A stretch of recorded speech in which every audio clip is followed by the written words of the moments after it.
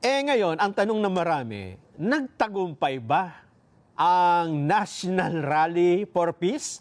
Nagkaroon ba ng kapayapaan? Sa tingin ko, nagkaroon. Anong pruweba? Eto dalawang magkasunod na tinig. Siguro, madamahin nyo yung kanilang pananalita at masasabi nyo, parang magkasundo na. Hindi ba? Unahin natin si Vice President Sara Duterte. Isang mapagpalang araw sa aking mga mahal na kababayan. Taus-puso akong bumabati sa lahat nang lumahok sa malawakang Peace Rally ngayong araw.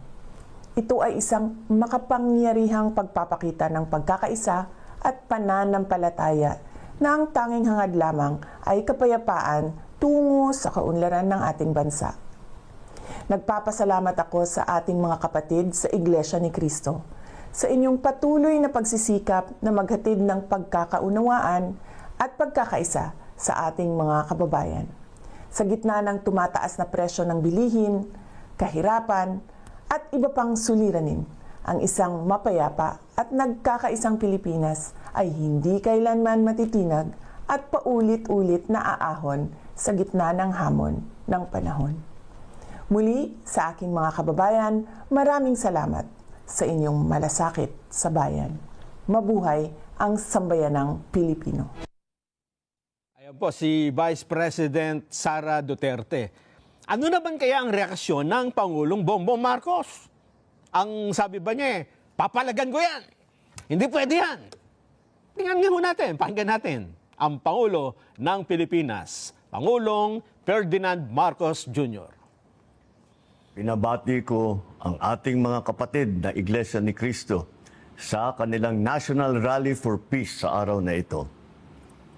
Magkakaiba man ang ating pananaw sa mga usapin ng bayan, pinagbubuklod tayo ng isang layunin, ang maitaguyod ang isang maunlad at payapang bansa.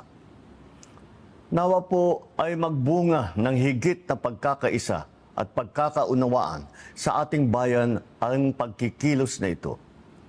Nais ko ring ipaabot ang taus-pusong pasasalamat sa mga kapatid sa Iglesia ni Cristo sa patuloy ninyong pagsuporta sa administrasyong ito. Sa lahat ng pagsubok na hinaharap ng bansa, lagi kayong nakaalalay, tumutulong at nakikiisa. Marami pong pagsubok ang ating kinakaharap at marami pang haharapin, mga balakid sa paglalakbay tungo sa isang maaliwalas at maunlad na bukas na dapat malampasan. Ako'y naniniwala na tayo ay may pagkakaisa, may malasakit sa kapwa, at may pagmamahal sa bayan. May tiwala sa kakayahan at higit sa lahat, may pananalig sa may kapal. Ang lahat ng suliranin ay kaya nating malampasan kung tayo ay sama-sama at magkakatuwang sa pagtaguyod ng isang bagong Pilipinas. Mabuhay po kayo. Mabuhay ang bagong Pilipinas. Ayan, magkasunod na tinig ng una mga senador, Vice President at ang Pangulo ng Bansa. Isa ho yung tono, Jen hindi ba? Oo nga. Lahat sila yung nagkakasundo, nagkakaisa-isa ang mensahe. Suportado nila yung National Rally of Peace. Hindi ito, kung titingnan mo dyan yung mga naunang pahayag nila, sabi ng Vice President, ipapapatay ko yan Pag napatay ko, ipapapatay ko yan. Sabi nung isa, hindi, papalaga kita. Ngayon tinan mo, napakalumanay nung dalawa. Yun ang... Ito nga yan dyan Siguro kung magkatabi lang yan, itong statement ninyo, ito naman, kabilang statement. Kung magkatabi lang, baka nagyakapan pa hindi ba? Baka Tingnan mo na. na-realize na, may konti nga pala tayong, mukhang sumobra tayo. Yes. Yan. At yan po, Tapos ang ni-imagine ko doon kasi, Nelson, kasi naman yung yun nga. Baka may... Yun nga dyan ang sinasabi natin. Oo. So dun sa mga nagsasabi na, naku, nakakatakot yung ginawa ng iglesia na yan. Oo. Baka na mangyari yan hindi na sundin ang saligang batas. Narinig natin yung mga senador, ang Vice President, ang Pangulo. Hindi naman nila sinabi yan dyan Yun na nga. At sila ay sang-ayon sa layunin ng ginawang National Rally for Peace. Hindi ba? At doon malinaw din naman, di ba? Tayo ba tutol ba sa impeachment? Hindi. Wala namang sinabing tayo ay tutol sa impeachment. Kaya lang, doon tayo sa tama, di ba? Manaigay ang rule of law. Ang sabi kasi ng presidente, wag yan ngayon, ha? Kasi matatali tayo, marami tayong problema eh. Hindi ito makakatulong isa mang mamamayan ng Ayun Pilipinas. nga. Kaya doon siya nagsasabing, bakit nyo ginaganyan? Bakit ayaw nyo pausarin ng impeachment? Doon kayo sa presidente magreklamo. Di ba? Sinuportahan na natin yung pahayag niya. Oo, dahil naniniwala tayong totoo yung sinasabi niya na malulugmok lang ang bayan kapag kaya na itinuloy. Anong nangyari pagkatapos ng National Rally of Peace? Tingnan niyo si BP Inday. Malumanay kung magsalita.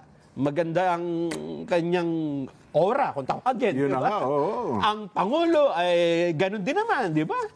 At hindi naman sila magsasalita ng ganyan kung tutol sila dun sa nangyaring National Rally for Peace. Yun na nga. Kaya hindi ko maintindihan yung iba kung saan nila hinuhugot yung, naku po. Hindi kasi, meron kasing iba, Nelson, na talagang aminin man nila o hindi, ano ba paano ba ito paliliwanag? Isang simpleng Tagalog, na sila, meron silang kondisyon sa isip niya na ganun na. Oo. Ganun ang sitwasyon eh. Meron kasing, Diba? hindi, parang ganito yan, Kung Jen. magkakaroon sila ng yung open mind ka ba? Diba? Oo. Open-minded ka ba? Diba? Sila ay nakasarado. Oo, sila Parang ang ginawa nila, Jen, halimbawa, lahat ng sabihin ng Pangulo, okay ako dyan, okay. Suportado nila ang Pangulo. Pero kapag ka iba na ang nagsabi, nung sinasabi ng Pangulo, na sa tingin nila ay hindi kalinya nung kanilang isipan, at siguro naiinggit din sila kasi hindi nila kayang gawin ng grupo na yun. Meron daw naka-schedule sa 18 or so. Ayun nga. Oo, ako tingnan naman natin. di sige po, wala akong problema eh. Yan ang gusto ninyo. Oo, Diba? kaya lang maghanda kayo, ha? Kasi, teka muna, mamaya yan. Kasi, Jen, ang nangyari nga ay gano'n, hindi ba? Oo. Na ang sinabi lang natin ay okay yung opinion ng Pangulo, naniniwala kami dyan, suportado namin yan. Bakit kami ang kine-question nyo? Ba't hindi nyo questionin mismo yung Pangulo sa sinabi niya, di ba, na ayaw niya ng impeachment? Di ba? At sinabi, pinatunayan din ni Executive Secretary Lucas Bersamin. Oo. Hindi nagbabago ang paninindigan ng Pangulo. Muntik pa nga kumante, di ba? At hindi Di nagbabago. Ganun ang ano eh. Ganun nga eh. Di ba? So kapag ka sinasabi nyo na gusto namin pigilin ng impeachment, puntahan nyo ang presidente. Siya ang nagsabi niyan. Hindi kami, hindi ba? Sumuporta lang kami doon dahil sa sinabi niya na makasasama ito, nandun kami. Nandun kami sa resulta eh. Ang ayaw naming mangyari ay yung magiging resulta na hindi maganda sa mga mamamayan na ngayon po ay nakalugmok sa maraming problema. Di ba?